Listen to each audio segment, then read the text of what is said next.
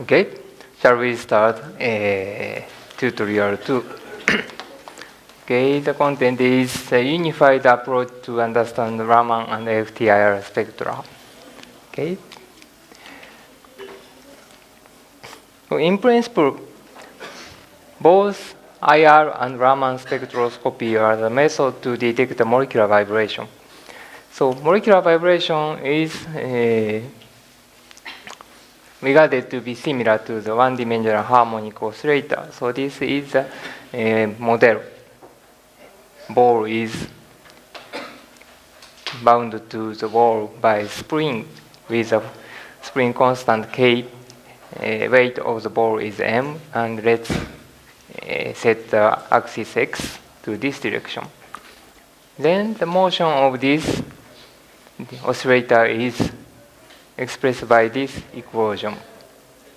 Okay? Then by solving this equation, we can say energy of this molecular vibration one-dimensional oscillator energy is the discrete value. This is a model of classical mechanics, but in the case of molecules, vibration is energy is discrete and given by this equation. Frequency is given by this equation, right?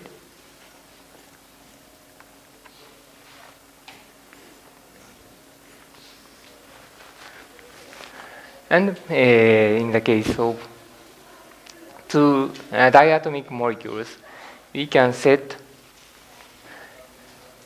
vibrational coordinate Q. Okay, so there is no spring that connects this molecule to the wall. So we consider the vibration by itself.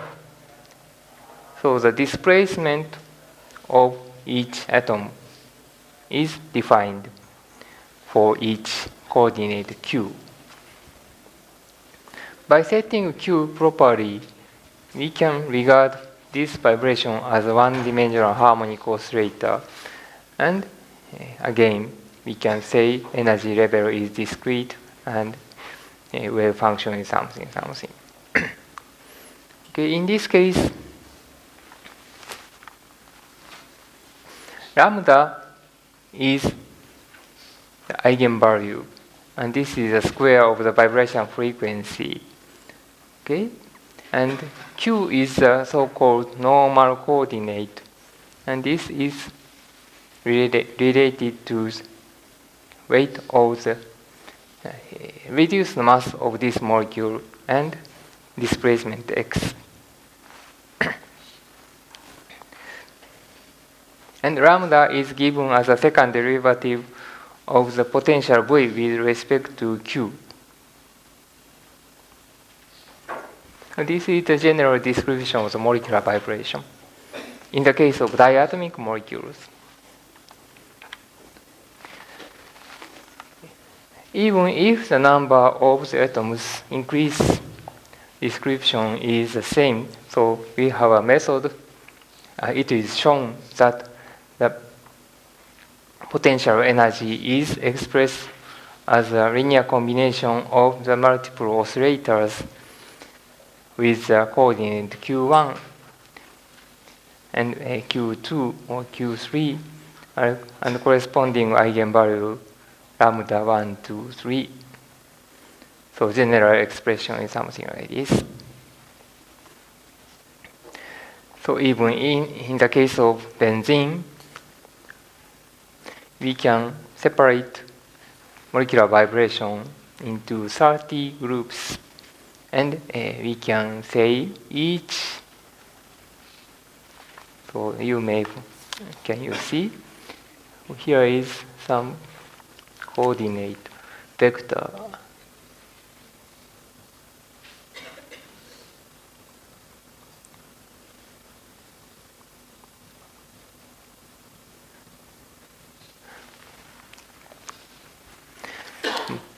So by setting the coordinate Q properly, we can say molecular vibration is potential energy is the sum of the one-dimensional harmonic oscillators. So by calculation, we can get this kind of information. What is the molecular vibration frequency? And usually, this is calculated by making a Hessian matrix, that is the derivative of the potential along with the coordinate x1, x2, x1, x1, x2, and x1, xn for each atoms, and by calculating the eigenvalue of vector and eigenvalue and eigenvector, and we get the information of lambda and q. So this is a general method to calculate the molecular vibration frequency, even in the large molecules.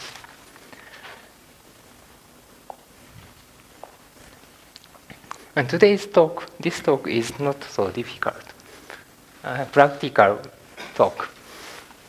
Okay, so both IR and Raman spectroscopy are the method to detect the molecular vibration. Okay, so when we measure spectra of proteins, it exhibits some characteristic features. In the case of IR spectroscopy, we find amide A. This is mainly NH stretching. CH stretching here. Amide 1, this is mainly the CO double bond stretching of the peptide main chain. Amide 2, CN stretching and NH bending. Amide 3 is around here. So we find typical features like this. In the case of Raman spectroscopy, again we find amide 1 band here. Amide 2 is rather weak, but amide 3 is strong. So in this region, amide 3 appears. Okay, that is related to conformation. And we find sharp peak. This is due to phenylalanine. And sometimes we find SS bond, SS stretching of the disulfide bond near 500 wave number. So somehow we can measure the spectrum by putting the sample on the spectrometer. We get the spectrum. But in this case, in the case of benzene, we could find what is the displacement of each atom for each coordinate q. But in the case we measure spectrum of proteins, it's hopeless. It consists of 10,000 of atoms, more than 10,000 of atoms. Even if we try to calculate molecular vibration frequency, it's practically impossible. And that protein is intrinsically, dynamically changing the structure. So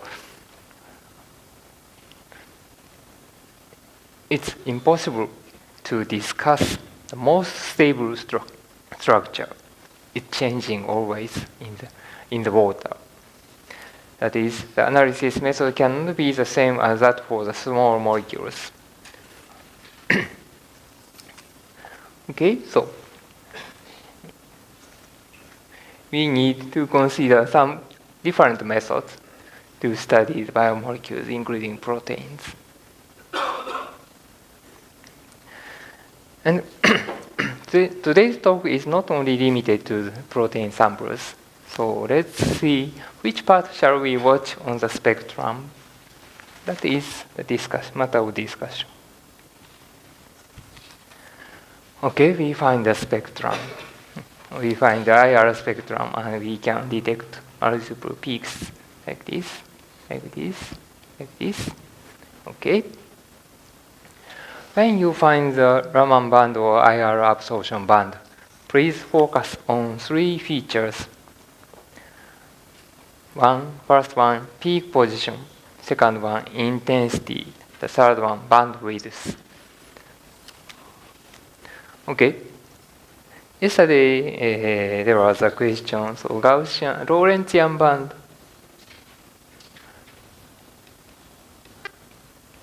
Gaussian band. There are typically two kinds of symmetric functions used to analyze the Raman and IR band. But anyway, these functions are uniquely specified by the parameters intensity, just a moment.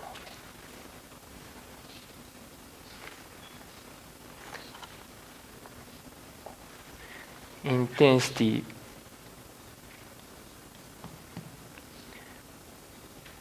okay, peak position, width. It is also the case at given wave number.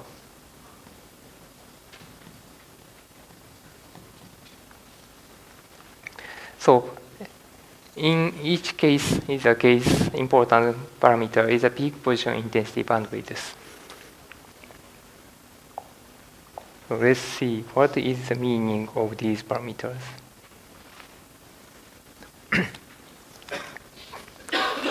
So the peak position is related to the assignment. So peak position gives us a hint to think about the origin. So in this case, the peak IR absorption transmittance spectrum peak position is 1344, 1765, or listed here. In the Raman spectrum, we find the peaks in these positions. And here is a list of the observed peaks. So these informations are useful to consider what is the origin. And already there is accumulated knowledge that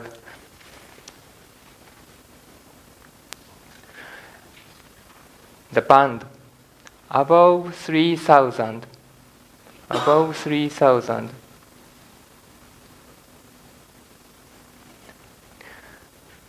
is assigned to CH stretching of the aromatic group.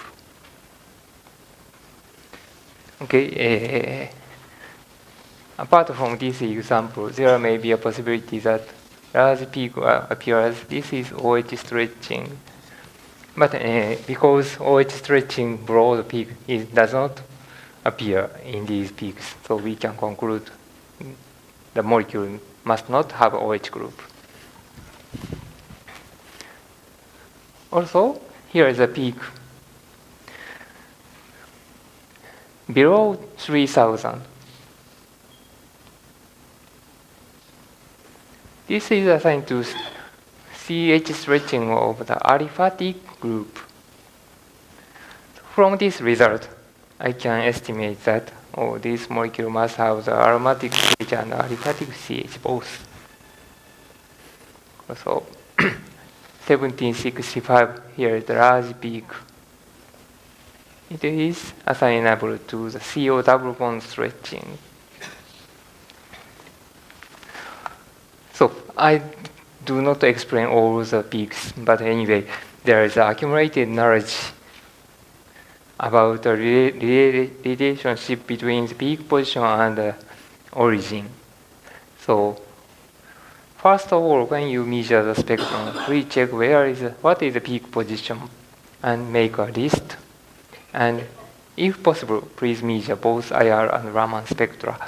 And please try to assign each peak. Then by combining overall information, we can derive this structure. There is aromatic CH, aliphatic CH, and CO double bond. And here is a strong C peak. This is transmittance, so small, lower peak is stronger absorption. And it gives the evidence of the ester COOC, CCO stretching, bending. So there must be ester bond. So by checking the assignment, we can estimate what is the molecular structure. This is the first thing you should do in vibrational spectroscopy.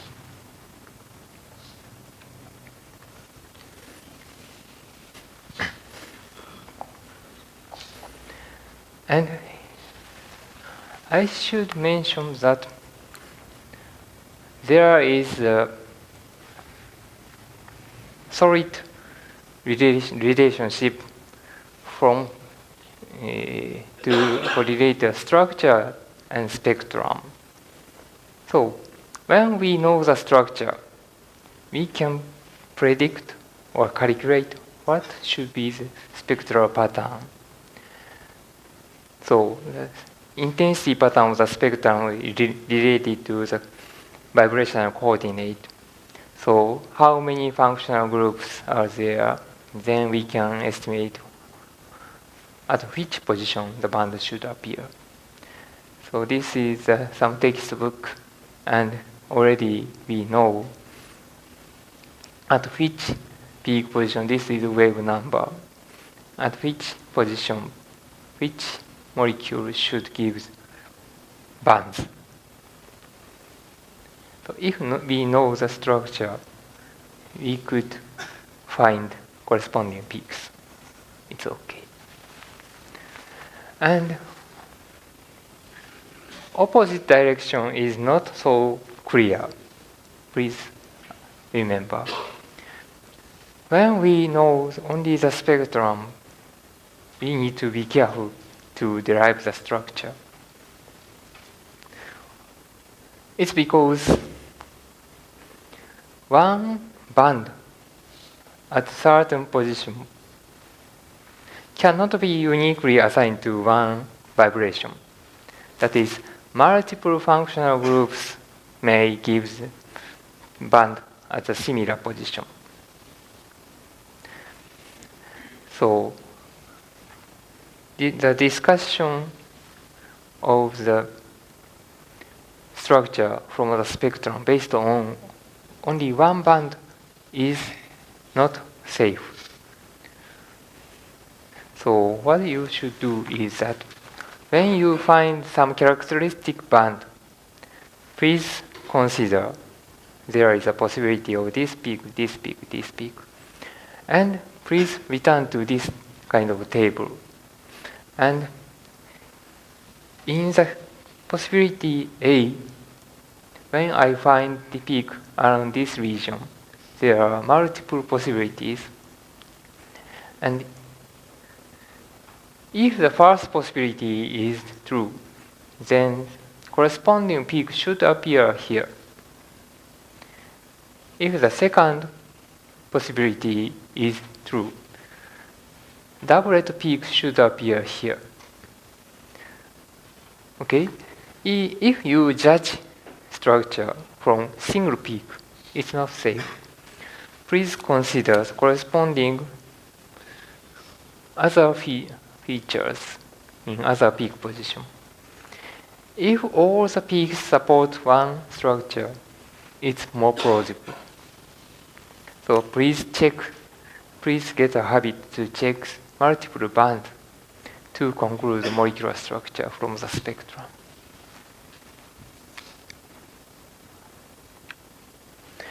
So here is an example. So already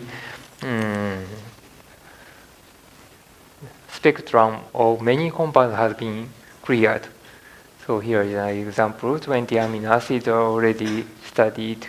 So in this way. So please,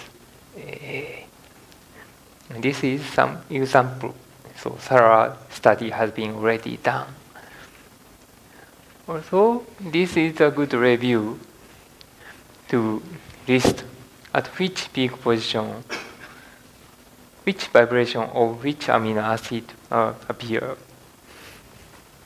So usually I refer to this paper to check if this is what is the origin of each peak.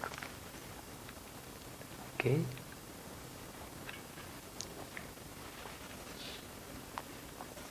So so far is discussion about the peak position. So please consider multiple peaks to conclude the band from spectrum to structure. Please focus on multiple bands. Second feature is intensity. Intensity is also an important parameter. So here is an example of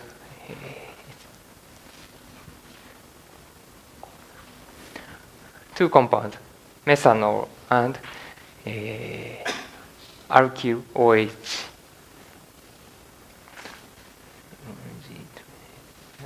Some O. I cannot count. But anyway, both molecule consists of the alkyl chain plus OH group. Accordingly, we find new OH here. And CH stretching of aliphatic group we see. It appears below 3000 wave number, so they are aliphatic CH stretching. And CH3 deformation appears here. CO stretching appears here. But you see, the same peaks appear, deformation appears here, and CO appears here. But you see, the intensity is different. It's because the number of CH groups are different. So it involves many CH groups, so it becomes intense. And in this case, methyl group appears. So methyl group gives a peak in this position. And it corresponds to these two peaks. And it mainly, methyl group is minor, and CH2 is a major group. So mainly CH2 appears here. Okay, so the contribution of OH is relatively small. So peak intensity is smaller than this case. So after giving the assignment, please check the intensity and consider the consistency. This peak should appear more strongly, but it is weak. Then the assignment might be wrong. Okay, so sometimes assignment may be the same, but the intensity might be different. It depends on the number of the functional groups. So please focus on the intensity to get good estimation about the molecular structure from the spectrum. Here is an example.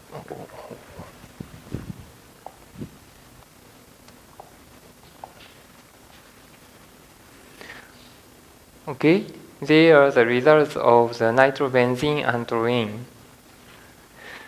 As expected, aromatic CH appears above 3000. Aliphatic CH also appears below 3000. And these two spectra are normalized by the intensity of the benzene ring. Okay? So we can compare the intensity directly. Then intensity of the aromatic CH seems to be comparable.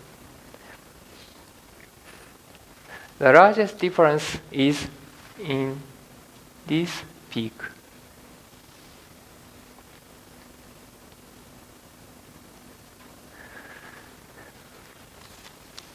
In the case of nitrobenzene, the peak appears at 1588 and 1347. In the case of toluene, 1585 and 1379. Actually, difference in the wave number is only 3 wave number, and it is sometimes negligible, or it peak position may shift depending on the solvent or some environment. So we may give a wrong assignment. So I check the textbook, and textbook says at 1588, benzene ring gives a peak. So it must be T02 A vibration of the benzene ring. Okay, benzene ring appears also here. And 3079, it should be methyl group. Then from this result, I can assign this spectrum to toluene. Next day, I measure this result. Yesterday, I checked aromatic CH here, and there is no aliphatic CH, but this small peak might be aliphatic CH. And peak appears at similar position. Okay? Peak appears at a similar position. So, even though in the intensity different, peak position is the same, so it should also be toluene or its derivative. Then it's absolutely wrong. We should be aware that NO2 group gives large peak at this position. NO2 group gives a large peak at this position. That is, the intensity is absolutely different. They are more intense. If we know this fact, NO2 group gives a peak characteristic peak near 1350 and 1590. Then at a glance, these two must be NO2. And intensity is different, so they must be different. But if only we focus on peak position, it's confusing because similar position, different group gives the bands. So that is, please check peak intensity, band intensity to give the proper assignment.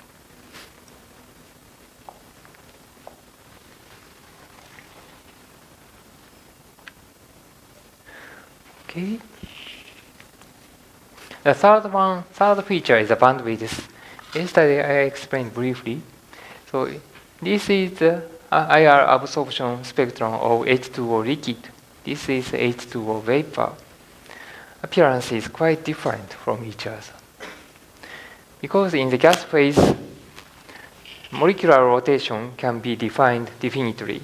So we can detect the rotational transition vibration and rotational transition explicitly.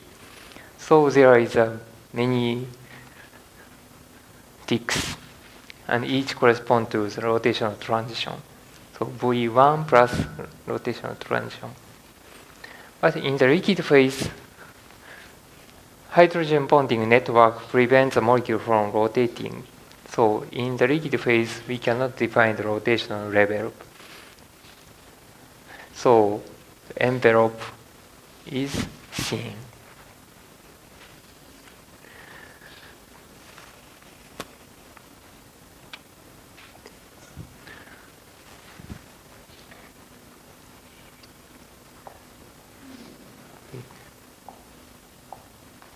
I briefly explained yesterday. In the gas phase, the lifetime of the vibration rotational excited state is long enough.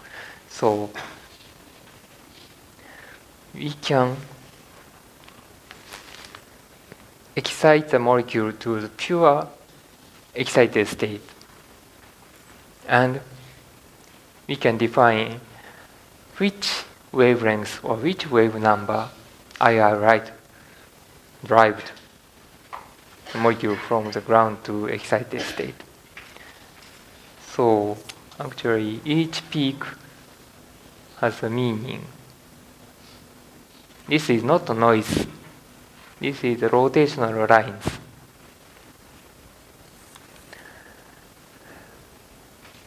So in the case of gas phase, transition frequency is pure or single frequency. And transition frequency is defined well, so we can detect sharp bands like this. On the other hand, in the liquid phase, solvent molecules surround the solute. So water is dissolved to water. And surrounding molecule prevents the free rotation. So rotational state is not excited well, and vibration excited states gradually diminish faster in comparison to gas phase. So this is when this is fully transformed, we must say transition frequency is f plus minus delta f. So this is not pure frequency f because it finishes in a short time.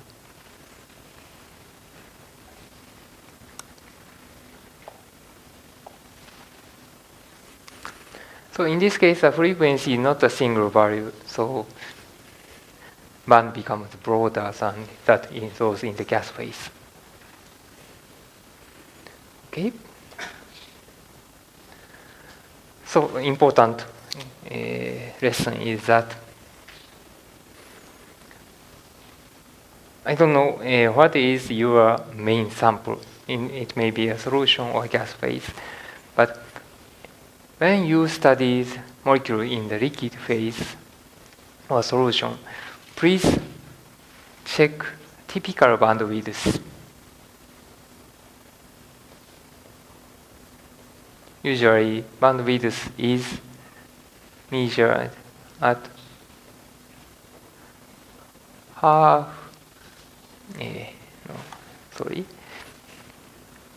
full width at half maximum.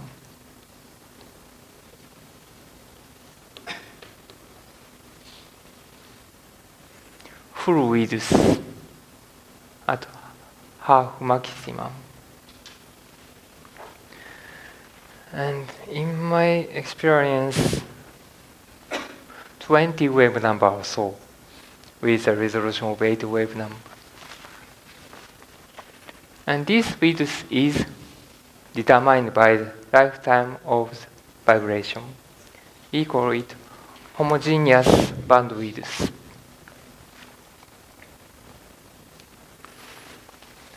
Last week I discussed with a student. He found some peak with unknown noise. He assigned, this is the vibration band, this is the vibration band, this is the vibration band, this is. No, there is no possibility that you detect such a sharp peak in solution. It's because lifetime is short. We cannot find such a sharp peak that corresponds to long-lasting vibration. Okay, by calculating, by doing a Fourier transform, it becomes sharp peak. This is temporal axis. Okay, in the case of damping oscillation, we should conclude there is a width. So when you find your spectrum, please check the bandwidth and exclude. Don't say this is a vibration band. If that is too sharp, it is not vibration band. Okay.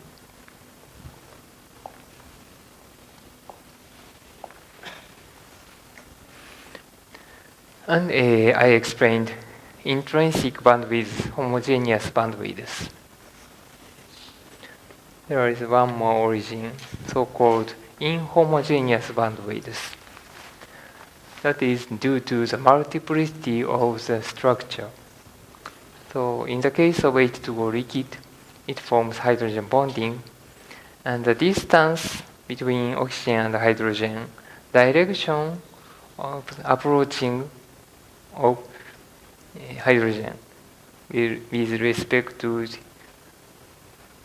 counterpart of the OH stretching is various, and it dynamically changes, not fixed. Accordingly, we find many peaks corresponding to different force constant. Okay, I don't know how many there are.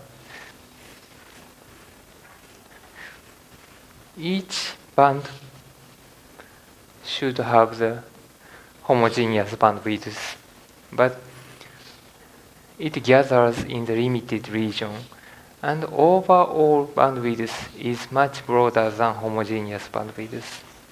So this is so-called inhomogeneous bandwidth. So if you find such a broad peak, please consider the possibility that it consists of multiple peaks. So when you measure IR and Raman spectrum, please focus on the bandwidth.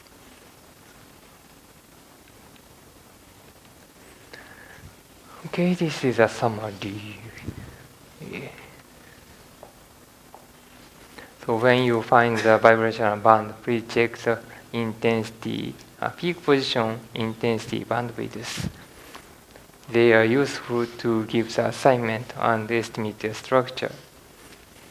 Intensity is also important for the assignment and estimating structure. Bandwidth is useful to consider the origin of the bandwidth. There may be multiple structures. And we should know each parameter sometimes changes depending on the environment. So sometimes this is useful. So by changing the solvent and environment changes, then the peak position changes. From the change in peak position intensity bandwidth, you can consider what happened on the molecule, probe molecule, solute molecule. At the same time, this environment dependence makes the assignment more difficult. So please consider these features of these parameters to analyze the spectrum. And when you get the spectrum, consider these three features and ask your boss, what do you think about my interpretation? Then he will correct. In this case, this assignment is not appropriate, or this assignment is appropriate, but you didn't consider the environmental dependence. Or so, through the discussion, you will learn how to interpret spectrum. Okay, so this is a very fundamental knowledge, but by completing these checkpoints, discussion becomes smoother. So please know these features.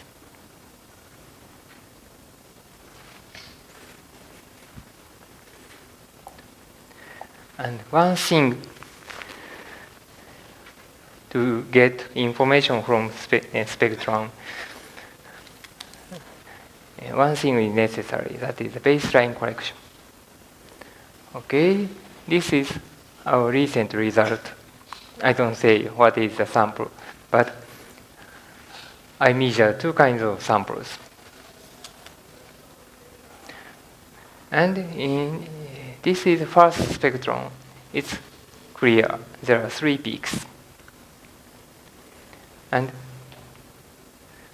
zero line is here. So baseline is not zero. This part is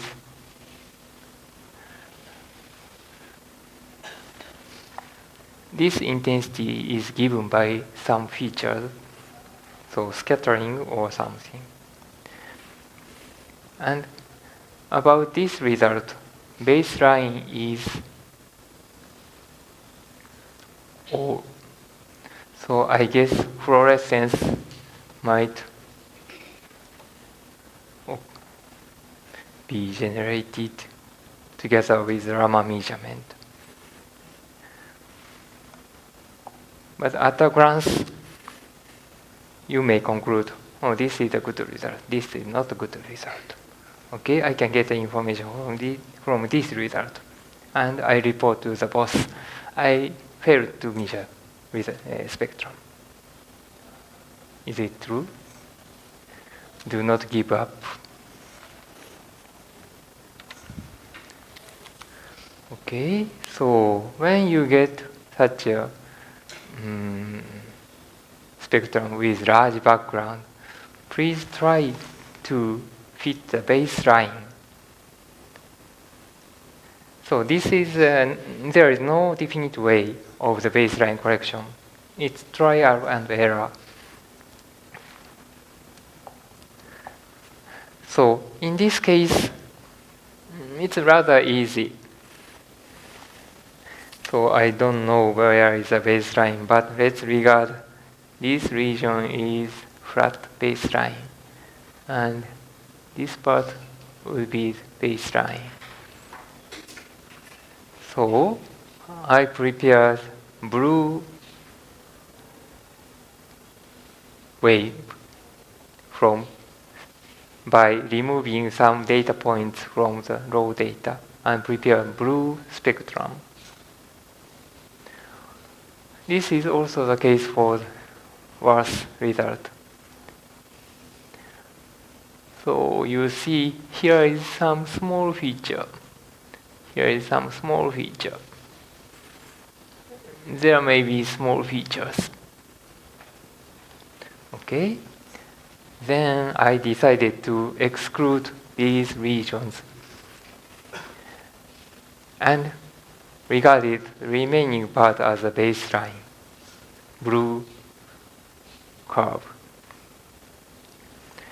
So this is the baseline region that I believe. So it's important. I don't say this is a definite baseline. There is no possibility I'm wrong. No, I might be wrong. But anyway, please prepare putative baseline region. Then fit the polynomial curve. So do the fitting analysis for the blue curve.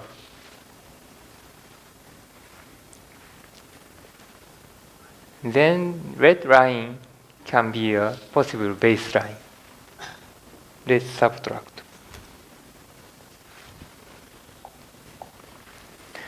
By subtracting red curve from black spectrum, low spectrum, we get first spectrum, second spectrum. Okay, intensity is normalized to the largest peak source. Intensity count is different, but it does not matter. So now baseline is rather flat. Baseline is rather flat. And you see, here is a sharp peak, 710. Here is a sharp peak, 1236. And there are two peaks. Actually, they are expected from the molecular structure. And you see, this peak corresponds to these three. And as a matter of fact, these two samples are compound A and compound A plus B. So I wanted to detect a contribution from B. So So by comparing these two spectrum, I can say the contribution from A is here and here and here, and the remaining is a contribution from B. At this stage, it was apparently difficult to discuss the contribution from compound B. But by performing the baseline correction, you see, we can discuss what is the peak position, and what is the width, and what is the corresponding relationship. I said this is a putative baseline. As a matter of fact, there is a negative peak, negative peak, negative peak. I'm not satisfied with this baseline. And the main problem is that I could not measure this result nicely. So that's why baseline was somehow wavy and could not subtracted by polynomial fitting. So the most important point is to get a good spectrum. That's true. And after getting a good spectrum, please try to subtract the baseline. Then you will find peak. It may be relatively smaller than the fluorescence background, but it does not matter. Okay? So do not give up even if you get a fluorescent spectrum with fluorescence. You have some chance to detect peak. And by getting this kind of spectrum, at least I can consider the reproducibility of each peak in the multiple experiments. Without this operation, it's difficult to discuss this peak is reproducible or not, because it's apparently too small. Okay, so this operation is common for FT-IR and Raman. So please try. So the last part is the comparison of the IR and Raman spectrum. So when I was a PhD student, I studied IR spectroscopy, and I believed IR spectroscopy is superior than Raman spectroscopy. And after starting getting a permanent position, I started using Raman spectroscopy. And at that time, I thought, oh, Raman spectroscopy is better than IR spectroscopy. Okay? And someone says it equally works. So, which opinion is true? So here is a direct comparison between IR and Raman. IR spectroscopy, we detect the absorption process, Raman scattering process. Information is both, in either case, we detect molecular vibration, and common, and sometimes complementary. If the molecule has the inversion symmetry, so peak position becomes exclusive. So measuring the both spectrum is highly useful. And anyway, it gives IR marker band. It gives Raman marker band. And spectral window is broader in Raman spectroscopy in the aqueous solution in the study of biomolecules, because OH stretching is quite large, so it covers this region. And you know, OH bending is also large. So if the sample thickness exceeds 10 micrometer, this peak covers all, and transmitted light intensity becomes close to 0. So IR spectrum, we need to be careful to measure IR spectrum of the aqueous solution samples. In that sense, Raman band of the OH bending is not very strong. So it may be useful.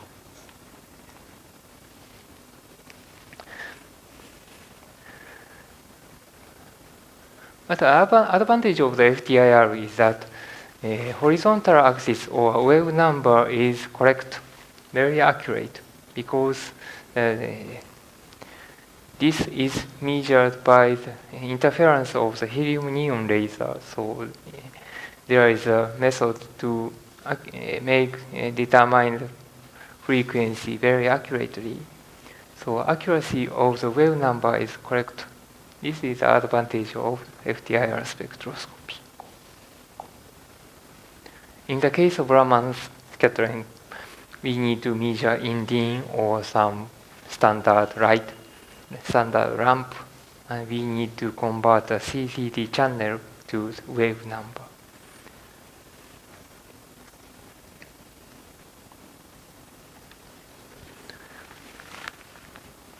In the IR spectroscopy, we detect the inner product of the electric field and transition moment square.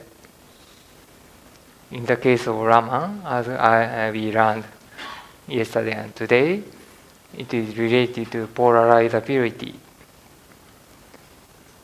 Okay?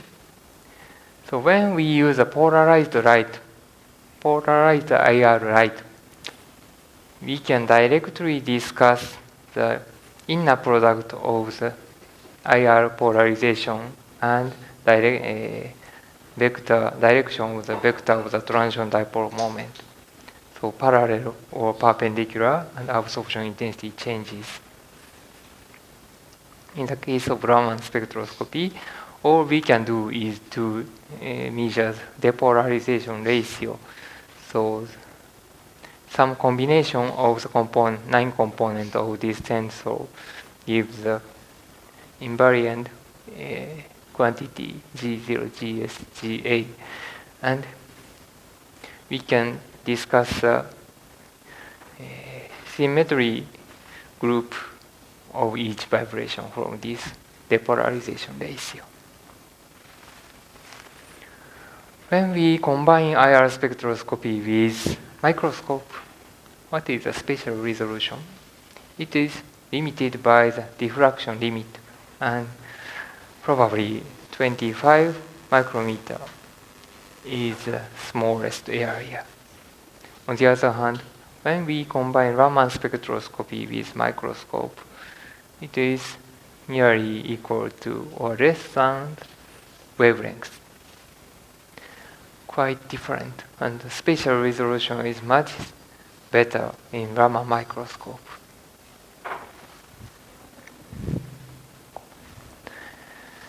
And vibrational spectroscopy is frequently combined with time-resolved measurement. Temporal resolution is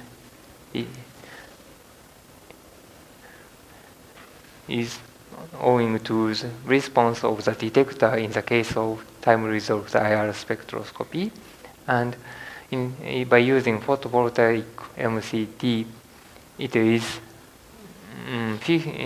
50 nanoseconds. This is the kind of best value. On the other hand, using Raman spectroscopy, we can use the visible light and pulse laser. Also, we can prepare some fast detector, strip camera over optical gate or something. So the temporal resolution is picosecond.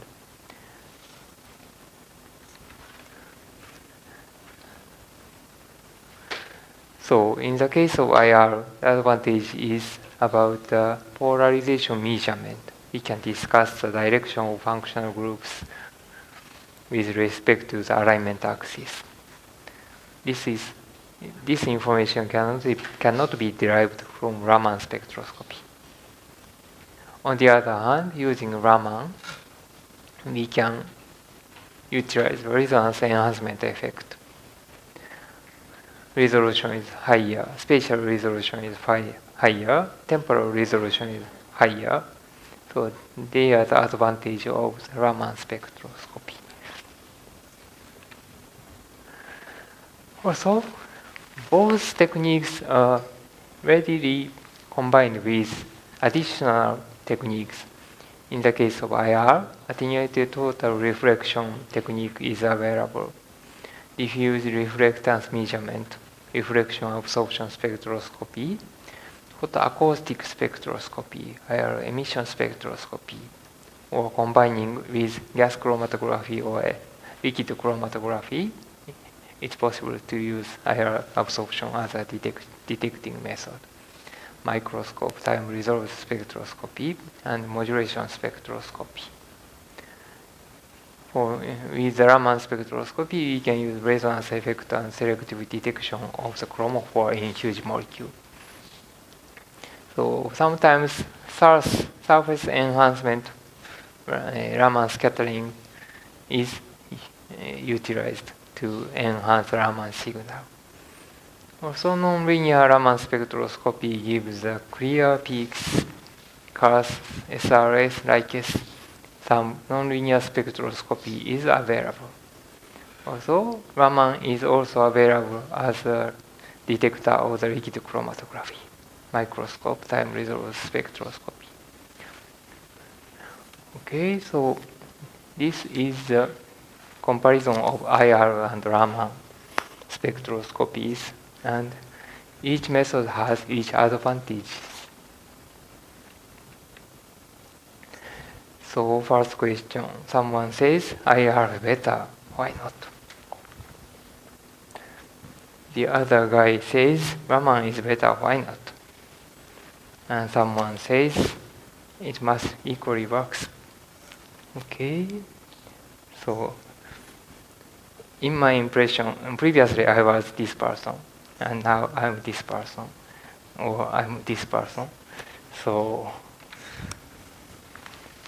modest, the most appropriate conclusion is case by case.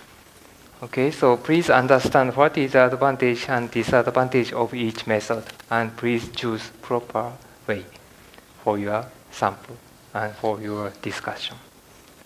Okay, so this is the slide I prepared for this talk.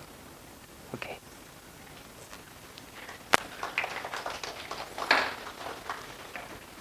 Any question?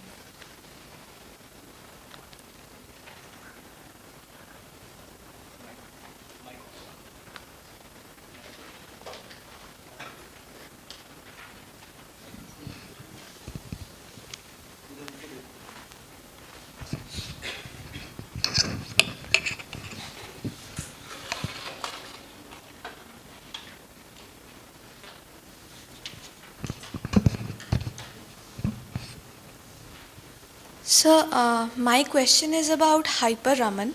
So, since Hyper-Raman is so weak, so why do we use it? Like, what's the applicability of Hyper-Raman? So I'm planning to explain in the fifth day.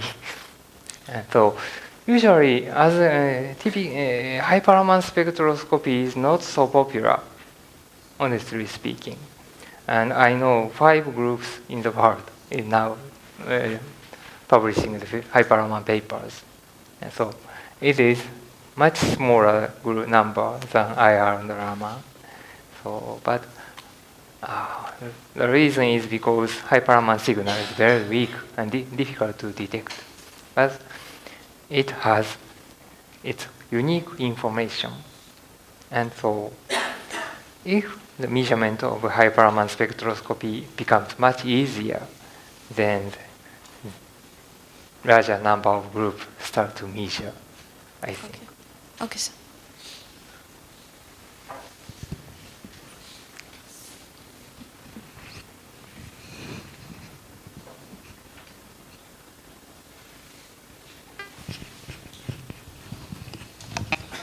Sir, which spectroscopy is better to detect the interhydrogen bond or intrahydrogen bond?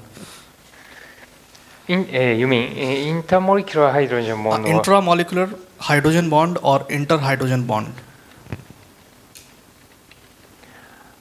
I'm not sure if there is a difference between intramolecular and intermolecular. Yes. So I don't have a general answer. Okay. So in the case, so there is a possibility if the hydrogen bond is intramolecular, Yes, sir. then the structure might not be so flexible than intermolecular one. So width may be different because of the less variety of the hydrogen bonding structure. Okay, sir. Thank you. But it depends, I think. Thank you, sir.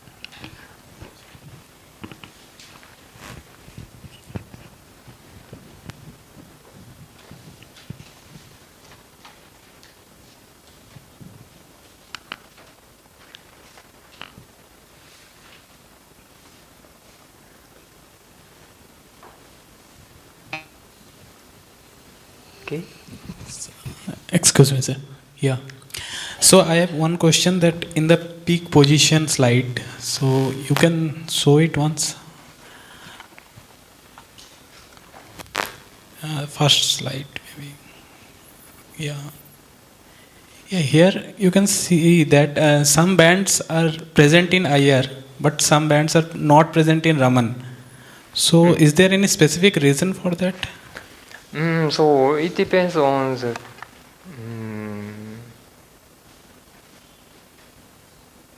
vibration mode. So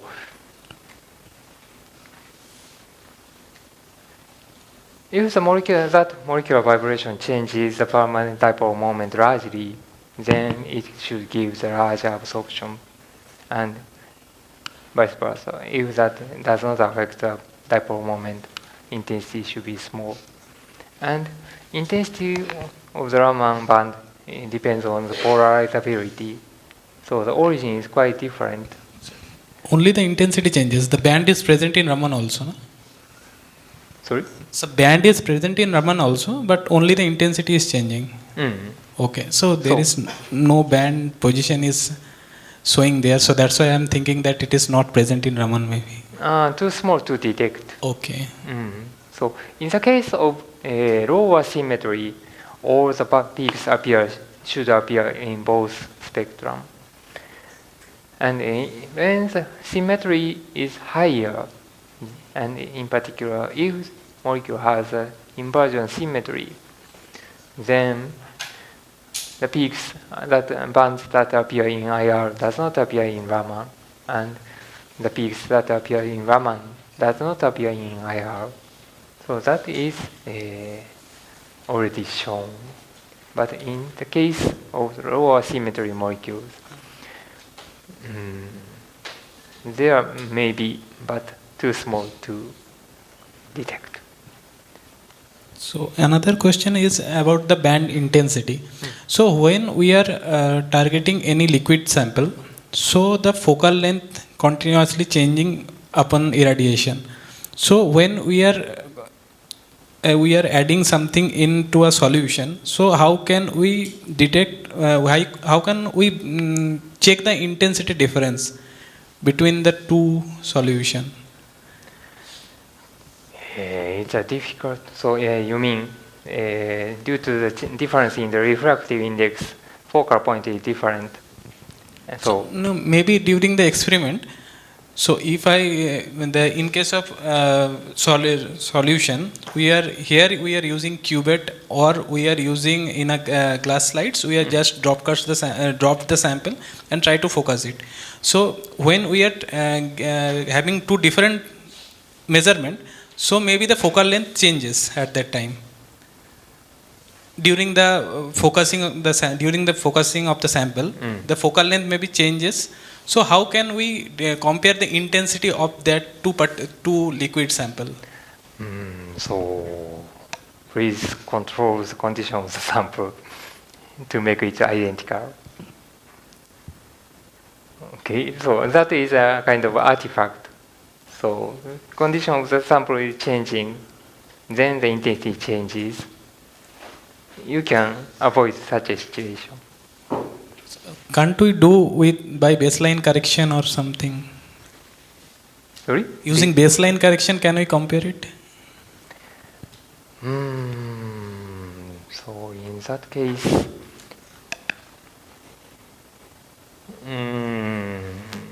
so first of all, if I try your experiment, I should pack the sample into some glassware or something to avoid the evaporation.